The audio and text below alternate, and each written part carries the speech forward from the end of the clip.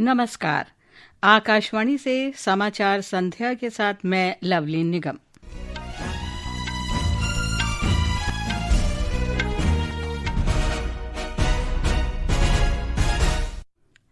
सरकार ने कहा, भारत की रक्षा और ऊर्जा जरूरतें पूरी तरह से राष्ट्रीय हित और बाजार की गतिशीलता से तय होती हैं। संसद के दोनों सदन विभिन्न मुद्दों पर विपक्ष के हंगामे के बीच सोमवार तक स्थगित।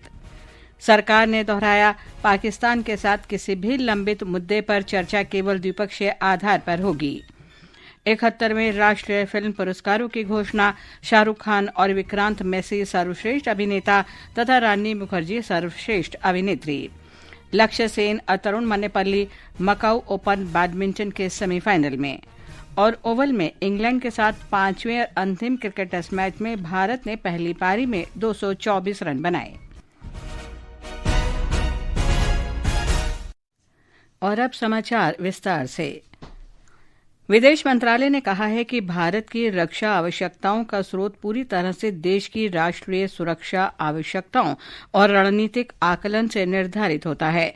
मंत्रालय के प्रवक्ता रणधीर जायसवाल ने रक्षा खरीद के बारे में आज नई दिल्ली में ये बात कही।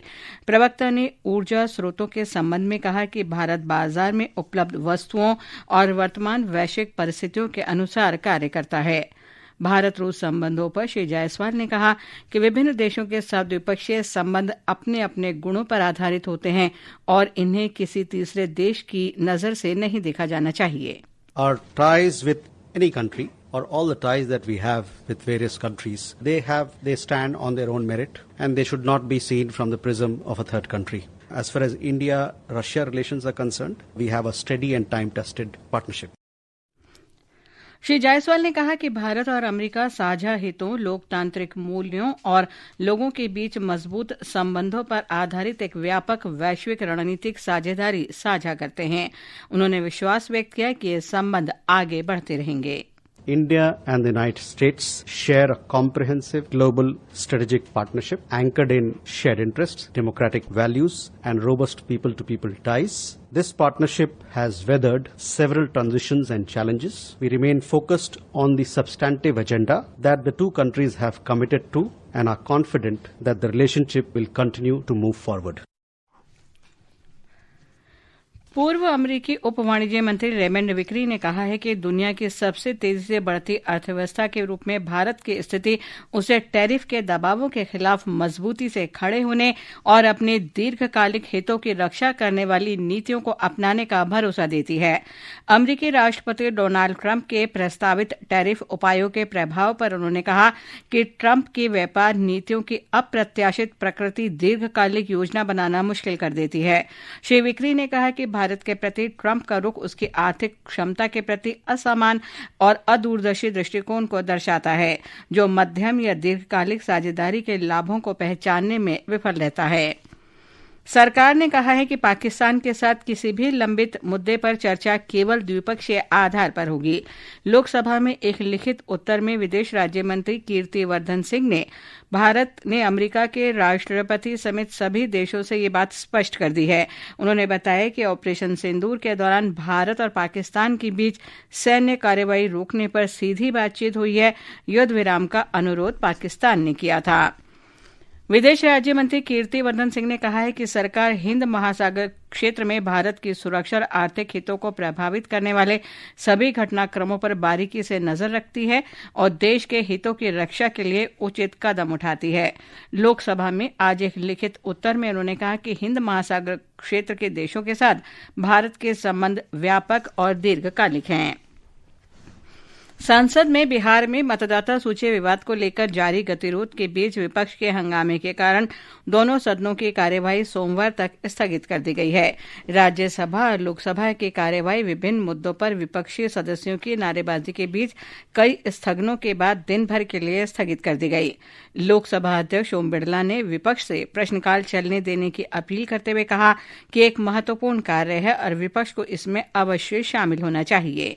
रोज आपसे आग्रह रहता है कि आप सदन की कार्रवाई को चलने दें, सदस्यों के प्रश्नकाल के समय प्रश्न उठाने दें, लोगों की अपेक्षाएं आकांक्षाएं उनको पूरा होने दें, देश को आगे बढ़ाने में अपना योगदान दें और देश में जो परिवर्तन हो रहे हैं उसके बारे में भी अपनी बात को कहें। नेता ने आपको सदन में अपनी बात को कहने का, अभिव्यक्ति व्यक्त करने का अवसर दिया है। ये इतने बड़े अवसर को आप नारेबाजी और तख्तियों से मत गवाओ।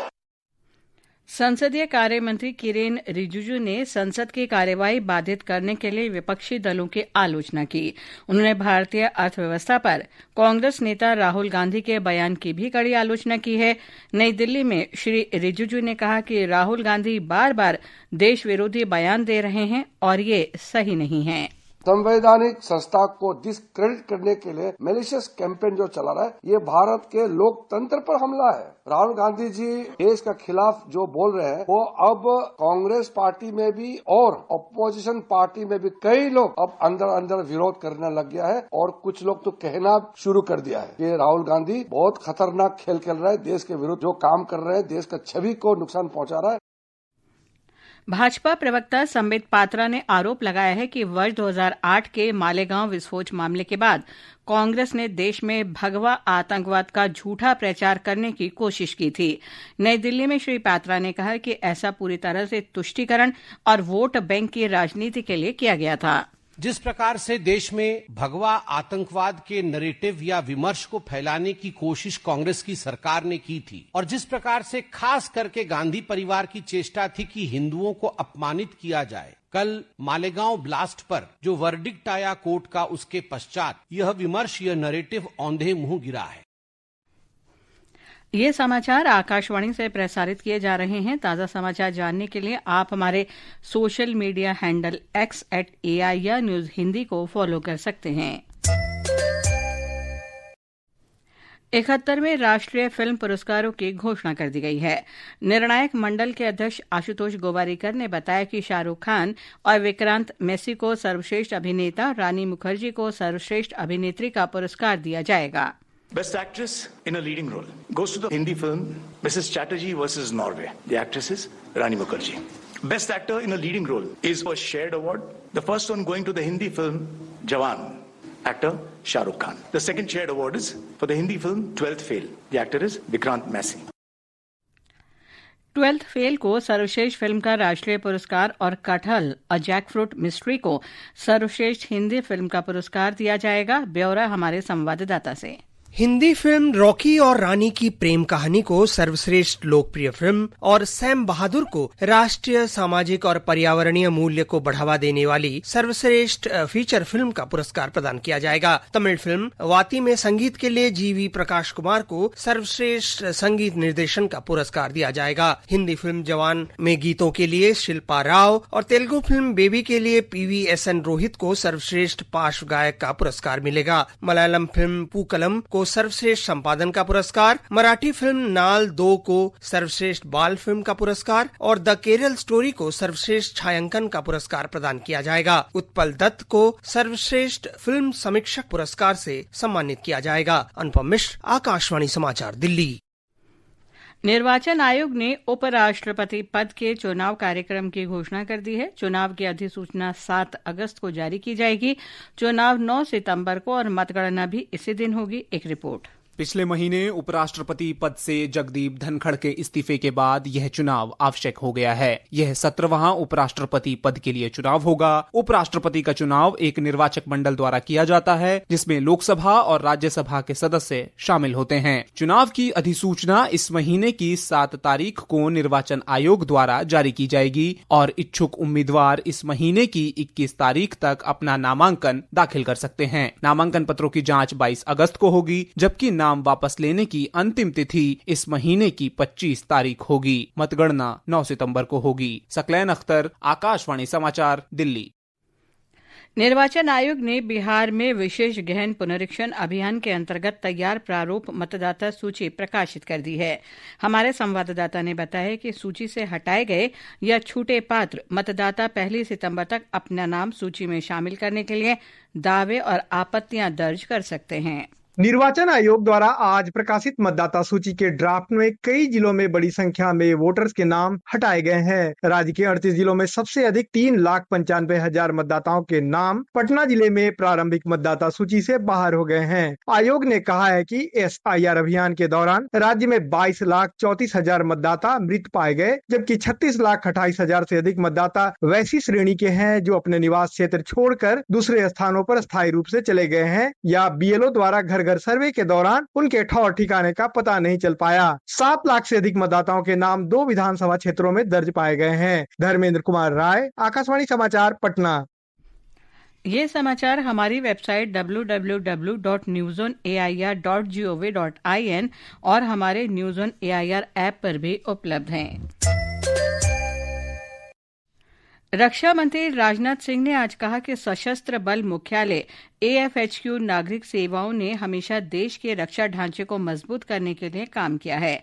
आज नई दिल्ली में AFHQ नागरिक सेवा दिवस पर उन्होंने देश के रक्षा संगठनों के कुशल और रणनीतिक कामकाज में सशस्त्र बल मुख्यालय नागरिक सेवाओं की भूमिका को महत्वपूर्ण बताया। संकट की घड़ी में armed forces headquarter civilian services ने वार टाइम हो या पीस टाइम हो हमारी देश की रक्षा व्यवस्था को अंदर से मजबूत करने में एक बहुत ही अहम भूमिका निभाई है। आर्म्ड फोर्सेस हेडक्वार्टर सर्विसेज रक्षा मंत्रालय के लिए एक इंस्टीट्यूशनल मेमोरी का काम करती है, जो यहाँ के एडमिनिस्ट्रेशन में कंसिस्टेंसी, डोमेन एक्सपर्टीज और यूनिफॉर्मिटी प्रदान करता है। राष्ट्रीय अन्वेषण अभिकरण NIA ने 2015 के भरूच दोहरे हत्याकांड मामले में आरोपी मोहम्मद यूनुस की 2 अचल संपत्तियां कुर्क की हैं। NIA के अनुसार मोहम्मद यूनुस को 2015 में भाजपा कार्यकर्ताओं शिरीष बंगाली और प्रज्ञेश मिस्त्री की हत्या में आपराधिक साजिश के लिए गिरफ्तार किया गया था। ये कार्रवाई पाकिस्तान से संचालित D कंपनी गिरोहों के आतंकी तंत्र को ध्वस्त करने की दिशा में एक महत्वपूर्ण कदम है। बेंगलुरु में निर्वाचित प्रतिनिधियों के एक विशेष अदालत ने आज जनता दल सेक्युलर के नेता और पूर्व सांसद प्रज्वल रेवन्ना को दुष्कर्म के मामले में दोषी करार दिया है। हसन जिले में उसके खिलाफ दर्ज दुष्कर्म के 4 मामलों में से ये एक है। सजा कल सुनाई जा सकती है। प्रज्वल रेवन्ना जनता दल यूनाइटेड सेक्युलर के प्रमुख और पूर्व प्रधानमंत्री देवेगौड़ा का पौत्र है। प्रवर्तन निदेशालय ने धन शोधन निवारण अधिनियम के अंतर्गत दिल्ली, अहमदाबाद, भावनगर, भुज, गुड़गांव, कोलकाता, लुधियाना में कई स्थानों पर छापेमारी की है। आरोप है कि एक्सिस म्यूचुअल फंड के तत्कालीन फंड मैनेजर वीरेश जोशी ने एक्सिस म्यूचुअल फंड की बिक्री की गोपनीय जानकारी का दुरुपयोग किया और भारी अवैध लाभ कमाया। उसके पास 2 लाख करोड़ रुपए से अधिक की संपत्ति है। बंबई शेयर बाजार का संवेदी सूचकांक 586 अंक गिरकर 80,600 के स्तर पर बंद हुआ। निफ्टी 203 अंक कम होकर 24,565 के स्तर पर दर्ज हुआ। ओवल में भारत के साथ 5वें अंतिम क्रिकेट टेस्ट मैच के दूसरे दिन मेजबान इंग्लैंड ने पहली पारी में ताज़ा समाचार मिलने तक 7 विकेट पर 224 रन बना लिए थे। इससे पहले भारत की टीम 224 रन बनाकर आउट हो गई। करुण नायर ने सबसे ज्यादा 57 रन बनाए। इंग्लैंड श्रृंखला में 2-1 से आगे है। लक्ष्य सेन और Tarun Manepalli Macau open super badminton tournament के पुरुष सिंगल्स के सेमीफाइनल में पहुंच गए हैं। मनेपल्ली ने क्वार्टर फाइनल में चीन के हु जे को और लक्ष्य सेन ने चीन के शुआन जेजू पर जीत हासिल की। अंतिम 4 में मन्नेपल्ली की टक्कर मलेशिया के जस्टिन हु से और लक्ष्य का सामना इंडोनेशिया के अलवी फरहान से होगा। पारंपरिक कोल्हापुरी चप्पलों के लिए 2 सरकारी कंपनियों को भौगोलिक संकेतक या GI प्रदान किया जाएगा। दोनों कंपनियों ने कहा है कि कोई अन्य व्यक्ति या संस्था वैश्विक स्तर पर कोल्हापुरी चप्पलों का प्रतिनिधित्व करने के लिए अधिकृत नहीं है। ये कदम इतावली फैशन ब्रांड प्रादा द्वारा 2025 के वसंत ग्रीष्म संग्रह में कोल्हापुरी चप्पलों जैसे दिखने वाले चमड़े के सैंडल पेश करने के बाद उठाया गया है। अंत में मुख्य समाचार एक बार फिर। सरकार ने कहा भारत की रक्षा और ऊर्जा जरूरतें पूरी तरह से राष्ट्रीय हित और बाजार की गतिशीलता से तय होती हैं। संसद के दोनों सदन विभिन्न मुद्दों पर विपक्ष के हंगामे के बीच सोमवार तक स्थगित। सरकार ने दोहराया पाकिस्तान के साथ किसी भी लंबित मुद्दे पर चर्चा केवल द्विपक्षीय आधार पर होगी। 71वें राष्ट्रीय फिल्म पुरस्कारों की घोषणा। शाहरुख खान और विक्रांत मैसी सर्वश्रेष्ठ अभिनेता तथा रानी मुखर्जी सर्वश्रेष्ठ अभिनेत्री। लक्ष्य सेन और तरुण मन्नेपल्ली मकाऊ ओपन बैडमिंटन के सेमीफाइनल में, और ओवल में इंग्लैंड के साथ 5वें और अंतिम क्रिकेट टेस्ट मैच में भारत ने पहली पारी में 224 रन बनाए।